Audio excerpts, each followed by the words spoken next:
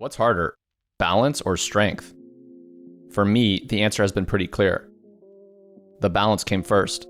I can hold a handstand for over a minute now, and that's something I never thought I'd be able to say. But as much as I'm proud of that progress, balance wasn't the hardest part.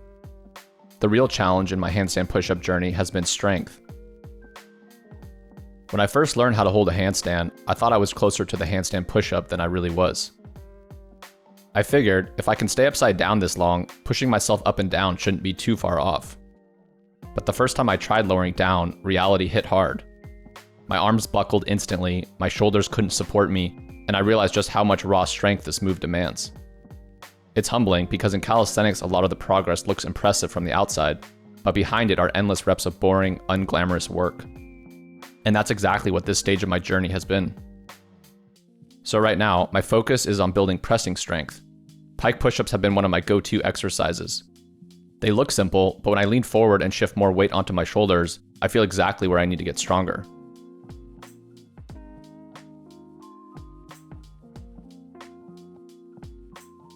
Stomach-to-wall handstand push-ups are another staple.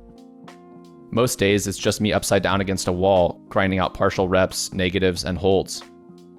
They're not pretty, but every rep teaches me something about control, stability, and where my weak points are. I've also mixed in pseudo-planche push-ups and plenty of core work, like hollow body holds, hanging leg raises, and anything that keeps my midline solid. I've learned that if my core collapses, my press collapses too.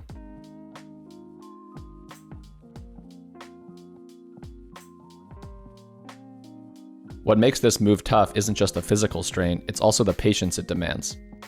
Balance gave me fast feedback. Either I held it or I didn't. But with strength, progress feels much slower. I can go weeks without noticing a big jump, and that can be frustrating. There are days I feel like I'm putting in all this work with nothing to show for it. And in those moments, it's easy to doubt myself, to wonder if I'll ever get there. But I do remind myself, this is part of the process. Strength doesn't appear overnight. It's built in small, almost invisible steps. I've had setbacks too. Sore wrists, shoulders that felt overworked, and plenty of failed attempts that left me frustrated. But each setback has taught me something. I've learned to respect recovery. I've learned not to rush progress by skipping progressions. And I've learned that consistency, even when I'm tired, and even when the progress feels non-existent, is what keeps moving me forward. The victories in this stage aren't huge or flashy. There are things like lowering into a negative with more control than last week, or managing one more rep against the wall before my arms give out, or just feeling a little more stable upside down while pressing through my shoulders. Those wins don't show up much in a highlight reel, but they do matter. They're what keep me motivated to come back, to keep grinding through the boring reps.